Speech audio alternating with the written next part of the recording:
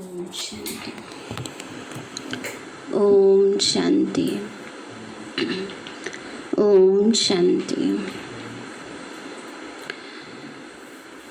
आज विशेष आदि शक्तियों का दिन शुरू हो रहा है नवरात्रि के रूप में, जो विशेष संगम का ही यादगार है। आज से 9 दिन तक किसकी यादगार मनाएंगे? देवियों की। तो वो कौन सी देवी हैं जिनका इतना गायन पूजन किया जाता है? तो बाबा ने अभी हमें सारे रहस्य समझाए हैं कि वास्तव में इस समय जब हम आत्माएं दुर्गुणों पर विजय प्राप्त करती हैं, बाबा की याद से दैवी गुणों की धारणा करती हैं और असुरों का माना 5 विकारों का संहार करती हैं, उसी का यादगार ये नवरात्रि के रूप में मनाया जाता है। किसी और के साथ रात्रि शब्द नहीं लगाते, सिर्फ परमात्मा शिव के अवतरण के साथ रात्रि शब्द है और देवियों के अवतरण के साथ रात्रि शब्द है। क्योंकि वास्तव में देवियों का अवतरण, देवियों का पुरुषार्थ इस समय घोर अंधियारी रात अर्थात संगम युग पर चलता है। तो इस समय बाबा हम बच्चों को इस अज्ञान की रात से मुक्त करके जीवन में दैवी गुणों की धारणा कराते और सहज ही 5 विकारों पर हम बच्चे पुरुषार्थ करके योग तपस्या द्वारा विजयी बनते हैं, जिसका यादगार अंत वाले दिन विजयदशमी मनाई जाती है।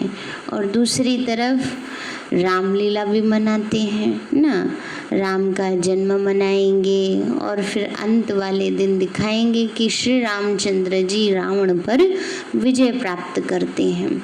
तो रावण वास्तव में कौन है? 5 विकारों का प्रतीक है। तो 5 विकारों पर परमात्मा राम ही हमें विजय प्राप्त करना सिखलाते हैं। जब हमारी मन और बुद्धि की तार शिव बाबा सच्चे परमात्मा राम से जुड़ जाती है तो हम सहज ही विकारों पर विजयी बन जाते हैं। तो दोनों ही तरीके से जो यादगार मनाया है वो इस संगम युग का है। इस समय ही हम बच्चे फिर से पुरुषार्थ करके दैवी गुण धारण करके इतना ऊंचा पद प्राप्त करते हैं, जो आधा कल्प तक हमारा गायन भी होता है और पूजन भी होता है। जो कल बाबा ने समझाया कि इस समय हम गायन लायक बनते हैं और भविष्य में पूजन लायक बनेंगे।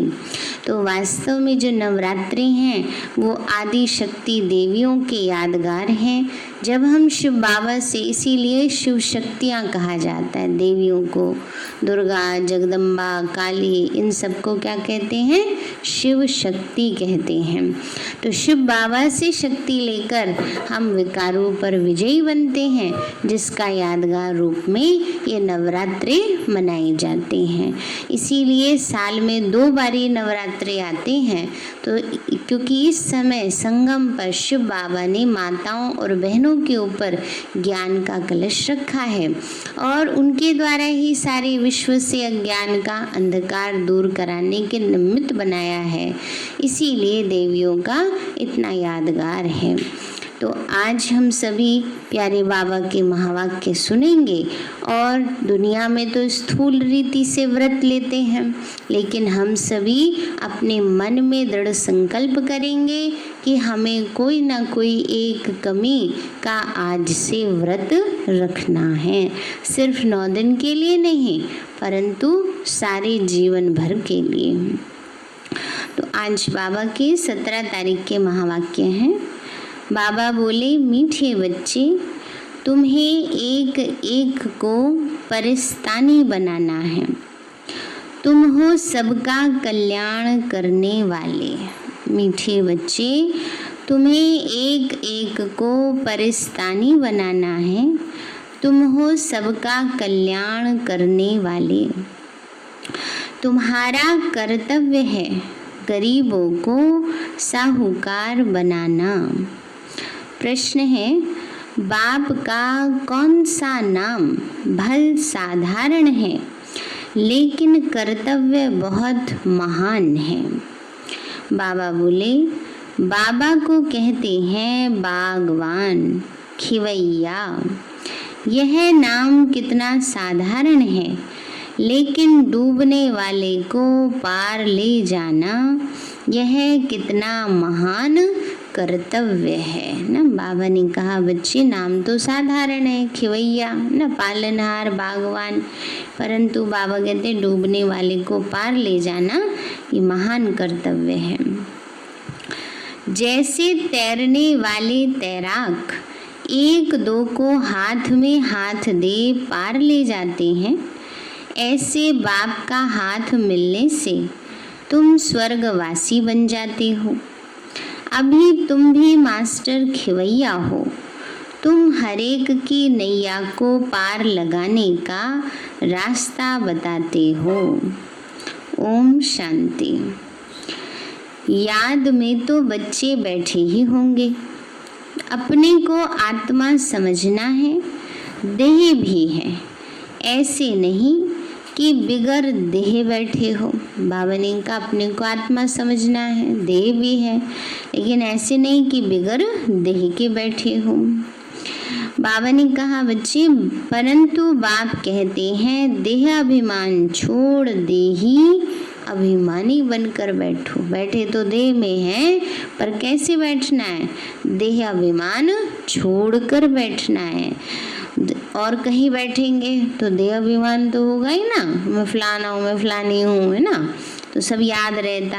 पर बाबा कहते यहाँ क्या करना है, यहाँ देह अभिमान के साथ नहीं बैठना, देह अभिमान छोड़कर बैठना है। देह अभिमान है शुद्ध और देही अभिमान है शुद्ध और देह अभिमान है अशुद्ध। तुम जानते हो देही अभिमानी बनने से हम शुद्ध पवित्र बन रहे हैं। देह अभिमानी बनने से अशुद्ध अपवित्र बन गए थे। पुकारते भी हैं, हे पतित पावन आओ। पावन दुनिया थी, अभी पतित है, फिर से पावन दुनिया जरूर होगी। सृष्टि का चक्र फिरेगा। जो इस सृष्टि चक्र को जानते हैं उनको कहा जाता है सुदर्शन चक्रधारी। बाबा कहते हैं जो सृष्टि चक्र को जानते हैं वो क्या हुए, सुदर्शन चक्रधारी। बाबा कहते बच्चे तुम हर एक सुदर्शन चक्रधारी हो। स्व आत्मा को सृष्टि चक्र का ज्ञान मिला है। ज्ञान किसने दिया, जरूर वह भी सुदर्शन चक्रधारी होगा। सिवाय बाप के दूसरा कोई मनुष्य सिखला न सके। बाप सुप्रीम रूह ही बच्चों को सिखलाते हैं। कहते हैं बच्चे तुम देही अभिमानी बनो। सत्युग में यह ज्ञान अथवा शिक्षा देने की दरकार नहीं रहेगी, ना ही वहाँ भक्ति है। ज्ञान से वर्षा मिलता है। इस समय जो हम ज्ञान धारण करते हैं उसी से हमें वो वर्षा मिलता है। बाप श्रीमत देते हैं, ऐसे तुम श्रेष्ठ बनेंगे। तुम जानते हो हम कब्रिस्तानी थे, अब बाप श्रेष्ठ परिस्तानी बनाते हैं। यह पुरानी दुनिया क्या हो गई है, क्या हो गई। बाबा कहते हैं पुरानी दुनिया कब्र दाखिल हो गई है, सारे कब्रिस्तान बन गया है। कब्र दाखिल होनी है, मृत्यु लोक को कब्रिस्तान ही कहेंगे। परिस्तान नई दुनिया को कहा जाता है। ड्रामा का राज बाप समझाते हैं। इस सारी सृष्टि को भंभोर कहा जाता है। बाबा ने समझाया है सारी सृष्टि पर इस समय किसका राज्य है, किसको मारना है, रावण का राज्य है।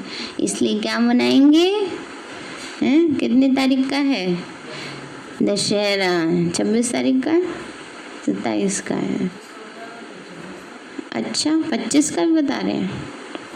बाबा कहते बच्चे दशहरा भी मनाते, कितना खुश होते। बाबा कहते सब बच्चों को दुख से छुड़ाने मुझे भी पुरानी रावण की दुनिया में आना पड़ता है। एक कथा सुनाते हैं। कोई ने पूछा पहले तुमको सुख चाहिए या दुख चाहिए? तो क्या जवाब दिया? उसने कहा सुख चाहिए। उसने सोचा स्वर्ग में चला जाऊंगा तो वहाँ से थोड़ी कोई मुझे पकड़ के लाएगा नरक में, परंतु समय अनुसार तो आना ही है। तो बोला सुख चाहिए। सुख में जाएंगे तो वहाँ कोई यमदूत आदि तो आ नहीं सकेंगे। ये भी एक कहानी है। बाप बतलाते हैं सुख धाम में कभी काल आता नहीं, अमरपुरी बन जाती है। तुम मृत्यु पर जीत पाते हो। तुम कितने सर्वशक्तिवान बनते हो। वहाँ कभी ऐसे नहीं कहेंगे कि फलाना मर गया। मरने का तो नाम ही नहीं है, दुख का तो नाम ही नहीं है मरने का। तो एक चोला बदलकर दूसरा लिया। सर्प की खाल बदलते हैं ना। बाबा कहते हैं बच्चे एक चोला बदल के दूसरा लेते हैं, जैसे सर्प खाल बदलता है। तुम भी पुरानी खाल छोड़ नई खाल अर्थात शरीर में आएंगे। वहाँ 5 तत्व भी सतो प्रधान बन जाते हैं। सब चीज़ें सतो प्रधान हो जाती हैं। हर चीज़ फल आदि द बेस्ट होते हैं। सत्युग को कहा ही जाता है स्वर्ग। वहाँ बहुत धनवान थी। इन जैसा सुखी विश्व का मालिक कोई हो न सके। अभी तुम बच्चे जानते हो हम ही यह थे, तो कितनी खुशी होनी चाहिए। एक एक को परस्तानी बनाना है, बहुतों का कल्याण करना है। तुम बहुत साहूकार बनते हो और वह सब गरीब हैं। जब तक तुम्हारे हाथ में हाथ न मिले तब तक स्वर्गवासी बन ना सके। बाबा कहते हाथ में हाथ, कोई स्थूल थोड़ी किसी से हाथ मिलाना है। ये तो कोरोना ने छुड़ा दिया, और पहले से भी बाबा के बच्चे थोड़ी कोई हाथ मिलाते हैं, टच करते हैं, तो इम्प्योरिटी है। लेकिन हाथ में हाथ मिलाना माना, हाथ में हाथ मिलाना माना एक दूसरे को संदेश देना, मिलकर चलना, है ना। तो बाबा ने कहा जब तक तुमसे नहीं मिलते, संदेश बाबा का नहीं लेते हैं, तब तक क्या होगा, उनका कल्याण कैसे होगा? वो स्वर्गवासी तो बन नहीं सकते हैं। तो जब तक तुम्हारे हाथ में हाथ न मिले तब तक स्वर्गवासी बन न सके, माना जब तक तुम्हारे द्वारा उनको संदेश न मिले। बाप का हाथ तो सबको नहीं मिलता, बाप का हाथ मिलता है तुमको। तुम्हारा हाथ फिर मिलता है औरों को, औरों का फिर मिलेगा औरों को, माना एक दूसरे से ऐसे संदेश सबको मिलता जाएगा। जैसे टीवी में भी कई बार दिखाते हैं ना सहयोग की निशानी, पीस ऑफ माइंड में दिखाते हैं ना सहयोग की निशानी, हाथ में हाथ मिलाकर चलते हैं। तो बाबा भी यही कहते हैं बच्चे एक दूसरे को संदेश देना है, बाकी स्थूल रीति से तो हाथ आदि किसी से मिलाना नहीं है। तो बाबा ने कहा औरों का फिर मिलेगा औरों को। जैसे कोई तैरने वाले होते हैं तो एक एक को उस पार ले जाते हैं। तुम भी मास्टर खिवैया हो, अनेक खिवैया बन रहे हैं। तुम्हारा धंधा ही ये है, हम हर एक की नैया पार लगाने का रास्ता बताएं। खिवैया के बच्चे खिवैया बने, नाम कितना हल्का है, बागवान खिवैया। अब प्रैक्टिकल तुम देखते हो, तुम परिस्तान की स्थापना कर रहे हो, तुम्हारे यादगार सामने खड़े हैं। नीचे राज्यों की तपस्या और ऊपर में राजाई खड़ी है। नाम भी दिलवाड़ा बहुत अच्छा है। बाप सबकी दिल लेते हैं, सबकी सदगति करते हैं। दिल लेने वाला कौन है? किसको दिया दिल? शिव बाबा को दिला राम को दिया, इसीलिए यादगार दिलवाड़ा मंदिर है। तो यह किसी को थोड़ी पता है, ब्रह्मा का भी बाप शिव बाबा है, सबकी दिल लेने वाला बेहद का बाप ही होगा। तत्वों आदि सबका कल्याण करते हैं, यह भी बच्चों को समझाया है और धर्म वालों के शास्त्र आदि कायम है। तुमको मिलता है ज्ञान संगम पर, फिर विनाश हो जाता है तो कोई शास्त्र नहीं रहता। शास्त्र है भक्ति मार्ग की निशानी, ये है ज्ञान, फर्क तो है ना। भक्ति अथाह है, देवियों आदि की पूजा में कितना खर्चा करते हैं। बाबा कहते हैं इनसे तो अल्पकाल का सुख है, जैसी जैसी भावना रखते हैं वह पूरी होती है। जैसी जिसकी भावना उस अनुसार उसको साक्षात्कार होते हैं। देवियों को सजाते हैं, सजाते सजाते कोई को साक्षात्कार हुआ, बस बहुत खुश हो जाते हैं। फायदा तो कुछ भी नहीं, थोड़ी कोई पाप धुल गए हैं ना, खाली देख लेने से थोड़ी पाप धुल जाते हैं। तो बाबा कहते हैं अभी शुरू करेंगे ना सजाना, कितना सजाएंगे, देखो कितनी अच्छी अच्छी मूर्तियाँ मिल रही हैं ना। तो बाबा कहते हैं बच्चे फायदा कुछ भी नहीं। मीरा का भी नाम गाया हुआ है, भक्त माला है ना। फीमेल में मीरा है और मेल्स में नारद है, भक्त शिरोमणि नारद है, सूरदास है। तुम बच्चों में भी नंबरवार है, माला के दाने तो बहुत हैं। ऊपर में बाबा है फूल, फिर है युगल मेरू। फूल को सब नमस्ते करते हैं, एक एक दाने को नमस्ते करते हैं। रुद्र यज्ञ रचते हैं तो उनमें भी जास्ती पूजा शिव की करते हैं, सालिग्राम की इतनी नहीं करते। सारा ख्याल शिव की तरफ रहता है। रुद्र यज्ञ रचते हैं ना तो उसमें मुख्य तो शिव ही होते हैं, फिर उसके बाद बाकी सालिग्राम भी बनाए जाते हैं, तो पूजा तो सालिग्राम की भी होती है। तो बाबा कहते हैं बच्चे फूल को नमस्ते करते हैं, सालिग्राम की पूजा इतनी नहीं होती, शिव की तरफ ज़्यादा ख्याल रहता, क्योंकि शिव बाबा के द्वारा ही सालिग्राम ऐसे तीखे बने हैं जैसे अब तुम पावन बन रहे हो। पतित पावन बाप के बच्चे, तुम भी मास्टर पतित पावन हो। अगर किसी को रास्ता नहीं बताते तो पाई पैसे का पद मिल जाएगा। बाबा कहते हैं अगर संदेश नहीं दे रहे हो, बाबा को परिचय नहीं देते, पद भी कम। फिर भी बाप से तो मिले ना, तो वो भी कम थोड़े ही है, पर वो भी सब कुछ थोड़े ही है कि चलो हम बाबा से तो मिल लिए, संदेश तो हमें मिल गया ना। तो बाबा कहते हैं बच्चे सबका फादर वो एक है, कृष्ण के लिए थोड़े कहेंगे कृष्ण किसी का फादर बनेगा, कृष्ण को फादर नहीं कहेंगे। कृष्ण तो बच्चा है ना, बड़े होकर के लक्ष्मी नारायण बनेंगे तब उनके संतान होगी। तो बच्चे को फादर थोड़े कह सकते हैं। फादर तब कहा जाता जब युगल बने, बच्चे पैदा हों, फिर वह बच्चा फादर कहेगा, दूसरा कोई कह ना सके। बाकी तो कोई भी बुजुर्ग को बापूजी कह देते हैं। यह शिव बाबा तो सबका बाप है, गाते भी हैं ब्रदरहुड। ईश्वर को सर्वव्यापी कहने से फादरहुड हो जाता है, फिर सभी पिता हो गए, सर्वव्यापी हो गया तो सभी पिता हो गए। तो तुम बच्चों को बड़ी बड़ी सभाओं में समझाना पड़ेगा है। बाबा कहते हैं तुम्हें क्या करना पड़ेगा, बड़ी बड़ी सभाओं में ना। तो कितने बड़े बड़े प्रोग्राम हुए, लाख लाख आत्माओं का एक एक प्रोग्राम हुआ था। तो बाबा कहते हैं बच्चे हमेशा कहाँ भी भाषण पर जाओ तो जिस टॉपिक पर भाषण करना है उस पर विचार सागर मंथन कर लिखना चाहिए। बाप को तो विचार सागर मंथन नहीं करना है, कल्प पहले जो सुनाया था वो सुना कर जाएंगे। तुमको तो टॉपिक पर समझाना है। पहले लिखकर फिर पढ़ना चाहिए। भाषण करने के बाद फिर स्मृति में आता है।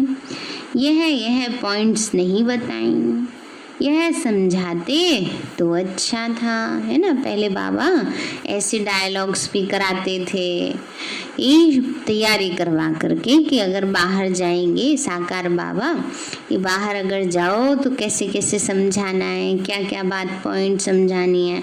तो बाबा कभी भी कहते हैं कि अगर बाहर में भाषण करना है तो पहले से तैयारी करके जाओ, ऐसे नहीं आज जो बाबा कहलवाएगा बोल देंगे। ठीक बात है, वो भी बात ठीक है, पर बाबा कहते अच्छी तैयारी भी की होगी तो और पॉइंट्स याद आ जाएंगी।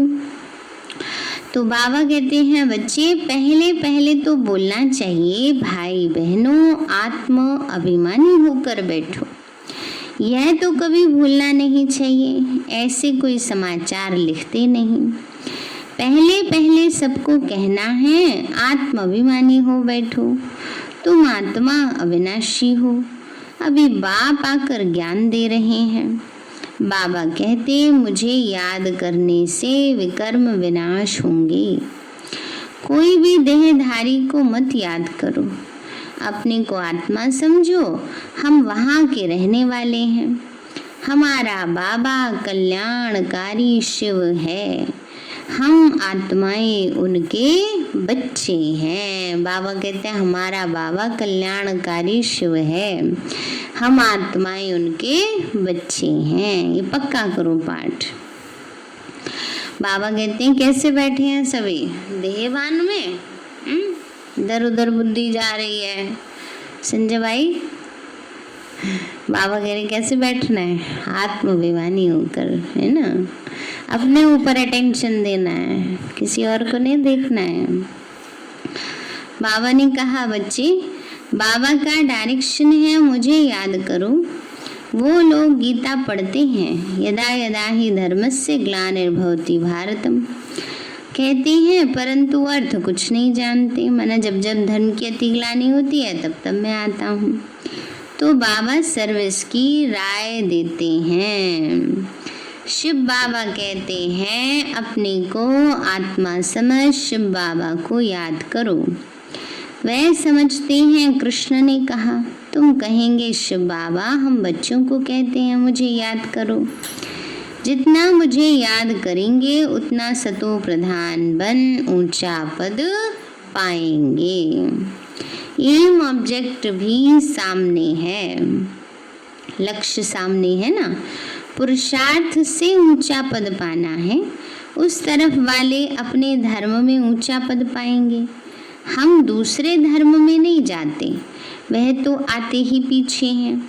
वह भी जानते हैं हमसे पहले पैराडाइज था, भारत सबसे प्राचीन था, परंतु कब था ये पता नहीं, जानते नहीं।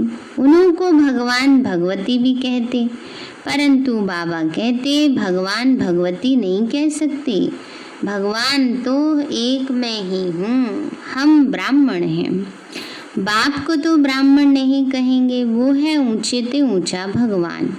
उनके शरीर का नाम नहीं है, तुम्हारे सब शरीर के नाम पड़ते हैं। आत्मा तो आत्मा ही है, वह भी परमात्मा है। उस आत्मा का नाम शिव है, वो है निराकार, ना सूक्ष्म ना स्थूल शरीर है। शिव बाबा को ना सूक्ष्म शरीर है ना स्थूल शरीर है। ऐसे नहीं कि उनका आकार नहीं है, जिनका नाम है आकार भी जरूर है। नाम रूप बगैर कोई चीज तो है नहीं।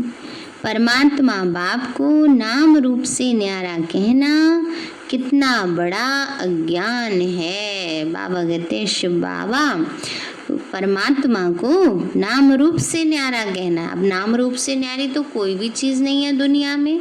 अब हवा है, दिखाई थोड़ी देती है, लेकिन उसका भी तो नाम है। कहीं उसकी पेंटिंग में बनाएंगे हवा बहुत तेज चल रही है तो उसको भी कोई ना कोई रूप दे ही देते हैं। और परमात्मा जो सारी सृष्टि का रचयिता है उसको कहते हैं उसका नाम रूप नहीं, तो ये तो अज्ञान हो गया। बाप भी नाम रूप से न्यारा, बच्चे भी नाम रूप से न्यारे, फिर तो कोई सृष्टि ही ना हो। तुम अब अच्छी रीति समझा सकते हो, गुरु लोग पिछाड़ी में समझेंगे। अभी उन्हों की बादशाही है, अभी तुम डबल अहिंसक बनते हो। अहिंसा परमो देवी देवता, धर्म डबल अहिंसक गाया जाता है। किसी को हाथ लगाना, दुख देना, वह भी हिंसा हो गई।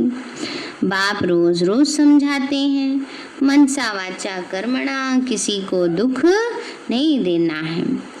मनसा में आएगा जरूर, सतयुग में मनसा में भी नहीं आता। संस्कार है जन्म जन्म के, बाबा कहते हैं मनसा में आएगा पर उसको परिवर्तन कर देना है। मनसा में आया तो पानी पे लकीर, वाचा में आया तो रेत पर लकीर, और कर्मणा में आया तो पत्थर पर लकीर। पत्थर पर लकीर बन जाती है तो मिटती है? नहीं मिट सकती। इसी प्रकार से बाबा कहते हैं मन में आया तो उसको परिवर्तन किया जा सकता है। वाणी में आया तो उसको भी थोड़ी मेहनत करके, रेत पर से मिटाना आसान होता है, उसको भी थोड़ी मेहनत करके मिटा देते हैं। लेकिन अगर पत्थर पर लकीर बन जाए तो मिटेगी? नहीं मिटेगी, उसको तो घिसना पड़ेगा। अब जैसे पत्थर पर इस पे लकीरें, बीच में दरारें हैं, कैसे भरेगी? खूब घिसाई होगी। ऐसे ही बहुत अभ्यास करने से ही पत्थर पर जो लकीर आती है वो मिटती है, माना कर्म का प्रभाव कम होता है।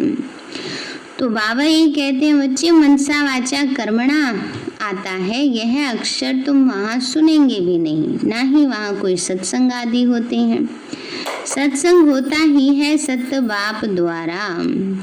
सत्य बनने के लिए सत्य एक ही बाप है। बाप बैठ नर से नारायण बनने की कथा सुनाते हैं, जिससे तुम नारायण बन जाते हो। फिर भक्ति मार्ग में सत्य नारायण की कथा बड़े प्यार से सुनते हैं।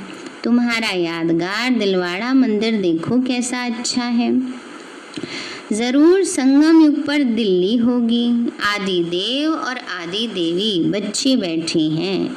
ये है रियल यादगार। उसकी हिस्ट्री ज्योग्राफी कोई नहीं जानते सिवाय तुम्हारे। तुम्हारा भी यादगार है, ये वंडर है। लक्ष्मी नारायण के मंदिर में जाएंगे तो तुम कहेंगे कि हम यह बन रहे हैं। क्राइस्ट भी यहाँ है। बहुत कहते हैं क्राइस्ट बैगर रूप में है। तमो प्रधान अर्थात बैगर हुआ ना। पुनर्जन्म तो जरूर लेंगे। श्री कृष्ण प्रिंस सो अब बैगर है। गोरा और सांवरा तुम भी जानते हो भारत क्या था अब क्या है। बाप तो है ही गरीब निवास। मनुष्य दान पुण्य भी गरीबों को करते हैं ईश्वर अर्थ। बहुतों को अनाज नहीं मिलता। आगे चलकर तुम देखेंगे बड़े बड़े साहूकारों को भी अनाज नहीं मिलेगा। गांव-गांव में भी साहूकार रहते हैं ना, जिनको फिर डाकू लोग लूट जाते हैं। मर्तबे में फर्क तो रहता है। बाबा कहते पुरुषार्थ ऐसा करो जो नंबर 1 में जाओ। टीचर का काम है सावधान करना, है ना। टीचर तो सावधान करेंगे ही। पास विद ऑनर होना है। यह बेहद की पाठशाला है। ये है ही राजा स्थापन करने के लिए राजयोग। फिर भी पुरानी दुनिया का विनाश होना है, नहीं तो राजा ही कहाँ करेंगे। यह तो है ही पतित धरनी। मनुष्य कहते हैं गंगा पतित पावनी है। बाबा कहते हैं, देखो कितनी अच्छी पॉइंट बाबा ने समझाई है। इस समय 5 तत्व सब तमो प्रधान पतित हैं। सारा गंध किचड़ा आदि जाए वहाँ पड़ता है।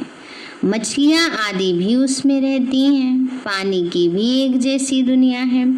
पानी में जीव कितने रहते हैं ना। पानी में कितने जीव रहते हैं। गंगा पतित पावनी होती तो सारी मछलियाँ जो भी उसमें रहने वाले जीव है सारे पावन होते। वो पावन होते तो और चले जाते तो और भी पावन हो जाते हैं ना। तो इसलिए बाबा कहते हैं बच्चे, वो स्थूल जल नहीं है पावन, उसमें तो बहुत सारी जड़ी बूटियों का रस मिलकर आता है, इसलिए उसको बहुत सारी बीमारियों की दवा बनाने में प्रयोग किया जाता है। बाकी सच्चा तो ज्ञान गंगा जल ही सब आत्माओं को पावन बनाता है। तो बड़े बड़े सागर से कितना भोजन मिलता है। तो गांव हो गया, गांव को फिर पतित पावन कैसे कहेंगे। बाप समझाते हैं, मीठे मीठे बच्चे, पतित पावन एक बाप है। तुम्हारी आत्मा और शरीर पतित हो गया है, अब मुझे याद करो तो पावन बन जाएंगे।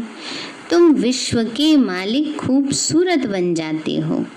वहाँ दूसरा कोई खंड होता नहीं, भारत का ही ऑलराउंड पार्ट है।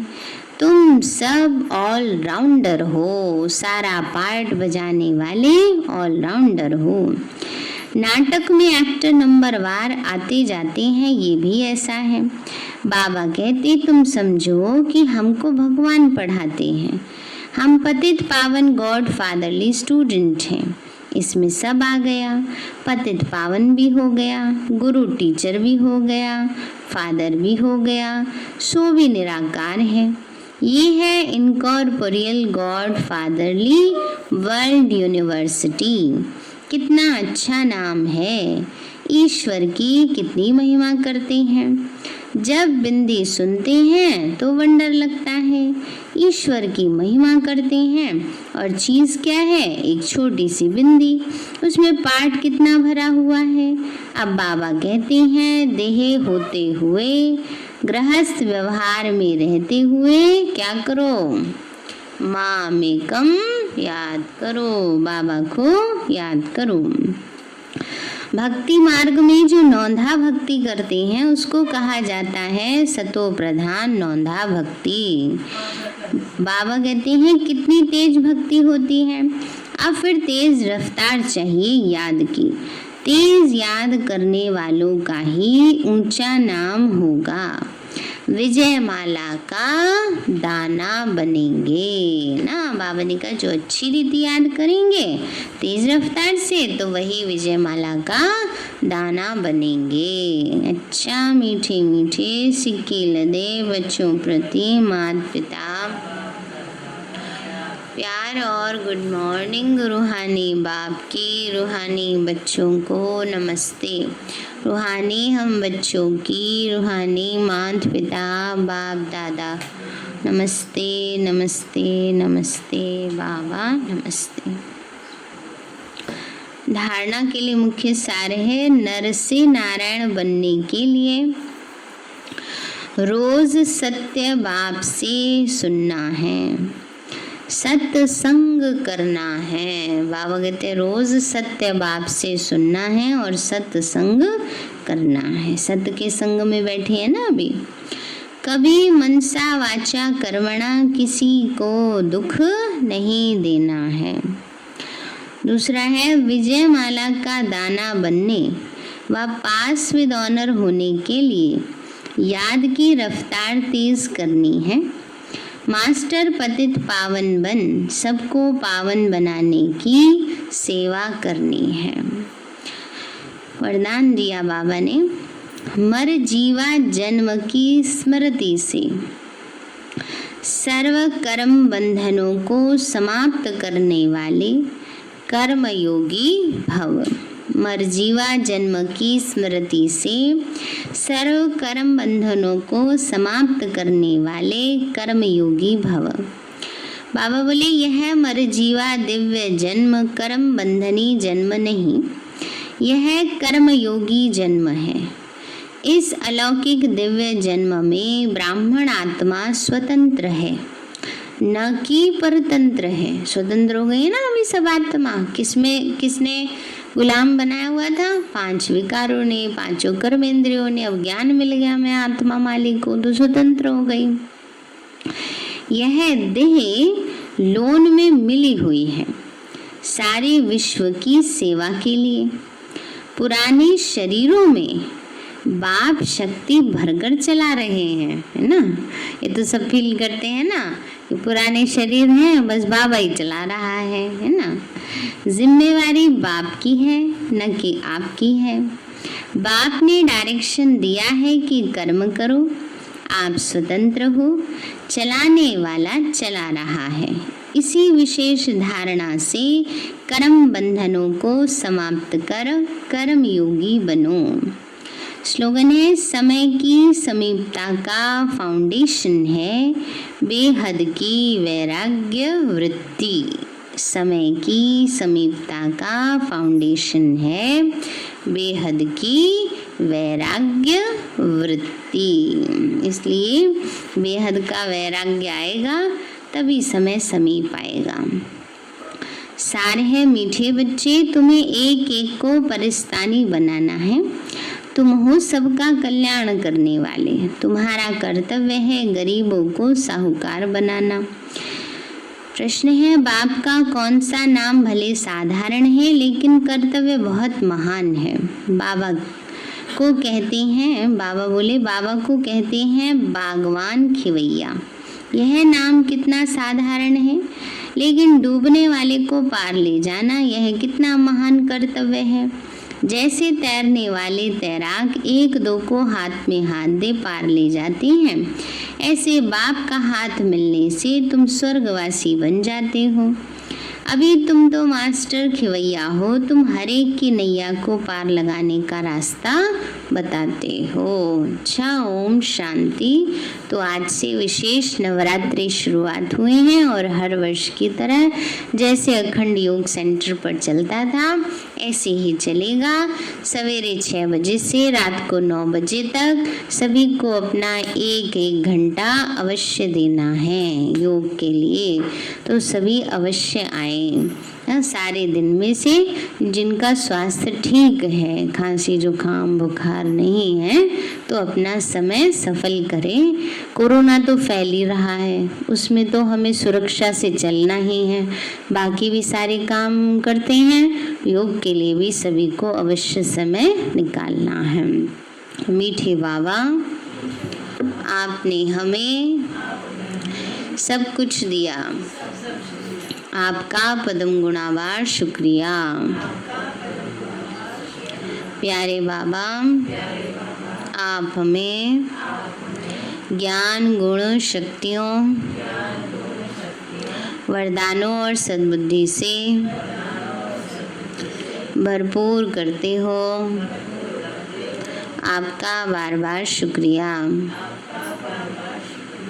मीठे बाबा, आपने मुझ आत्मा को, इस सेवा स्थान को, विश्व की सर्वात्माओं को निर्विघ्न बनाया, आपका बार बार शुक्रिया। प्रकृति के 5 तत्वों का भी शुक्रिया, साइंस के साधनों का भी शुक्रिया, लौकिक अलौकिक परिवार का भी शुक्रिया। हे तन, तुम्हारा भी शुक्रिया। विश्व की सर्वात्माओं का और ब्रह्मांड की सारी शक्तियों का सब प्रकार का सहयोग देने के लिए शुक्रिया। मीठे बाबा, मुझ आत्मा ने जाने अनजाने में जिन भी आत्माओं को मनसा वाचा कर्मणा दुख दिया है, मैं उन सभी से क्षमा चाहती हूँ। मुझे क्षमादान दिलाओ। और जिन आत्माओं ने मुझे दुख दिया है, विघ्न रूप बने हैं, मैं उन सभी को दिल से क्षमा करती हूँ। सबका कल्याण हो, सबको सुख शांति सद्बुद्धि मिले और बाबा के सेंटर की सेवाएं खूब बढ़ती जाएं। शिव बाबा से सारी शक्तियाँ मुझ आत्मा में समा रही हैं, पूरे शरीर में फैल रही हैं, पूरे घर में फैल रही हैं, पूरी कॉलोनी में फैल रही हैं, पूरे देश पूरी दुनिया में फैल रही हैं। सब प्रकार के वायरस नष्ट होते जा रहे हैं। मैं आत्मा परम धाम में चमकती हुई मणि हूँ। सतयुग में पावन देवताई शरीर में हूँ। मैं अष्टभुजाधारी देवी दुर्गा हूँ। विघ्न विनाशक गणेश हूँ। मैं बाबा की छत्र छाया में पलने वाली सर्वश्रेष्ठ ब्राह्मण आत्मा हूँ। मैं फरिश्ता हूँ।